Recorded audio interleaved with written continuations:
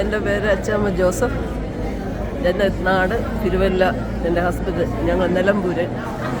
ഈ 3 മക്കൾ, ഒരു മോളും 2 ആൺപിള്ളേരും, 6 കൊച്ചുമക്കളും. പേരൊക്കെ ഒന്ന് പറയാം. അവരുടെ പേര്, മോളുടെ പേര് സൗമിനി,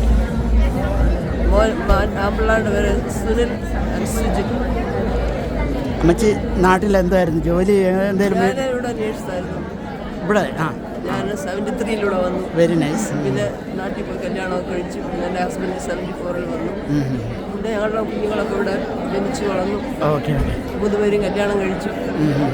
മൂത്ത മോക്ക് 2 ആൺപിള്ളേർ, മോന് 4 കൊച്ചും, 2 ആണും 2 പെണ്ണും. ഇളയ മോന് കുഞ്ഞുങ്ങളൊന്നും ആയില്ല. മൂത്ത മോൻ കാലിഫോർണിയ, സെൻ ഫ്രാൻസിസ്കോ. ഓക്കെ. കൊച്ചുമോന് സെഡോണ. ഓക്കെ. അമ്മച്ചിക്ക് ടിറ്റിയായിട്ട് ബന്ധമുണ്ടോ? ഇല്ല. ഞാൻ മോളെ പൊന്നിച്ച് ഞങ്ങൾ ന്യൂയോർക്കിലുണ്ടായിരുന്നു. ഓക്കെ. ഓക്കെ. അമ്മമ്മയുടെ ഏത് ഹോസ്പിറ്റലാണ് ജോലി ചെയ്തത്?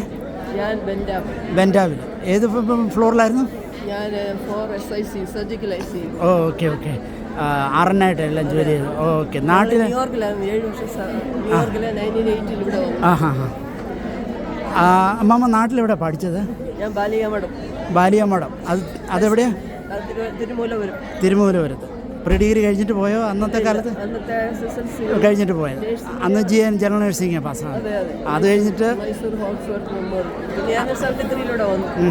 അമേരിക്കയിൽ എങ്ങനെയാ വന്നേ? അമേരിക്കയിൽ എൻ്റെ ഒരു ഫ്രണ്ട് സ്പോൺസർ ചെയ്ത് വന്നു. അതെവിടുന്നാ? ആ ഫ്രണ്ട് എവിടെ നിന്നുള്ളവരാണ്? ആ ഫ്രണ്ട് നിലമ്പൂര്. നിങ്ങൾ ഏത് ഹോസ്പിറ്റൽ ജോലി ചെയ്തിട്ടുണ്ടിരുന്നപ്പോഴാണ്?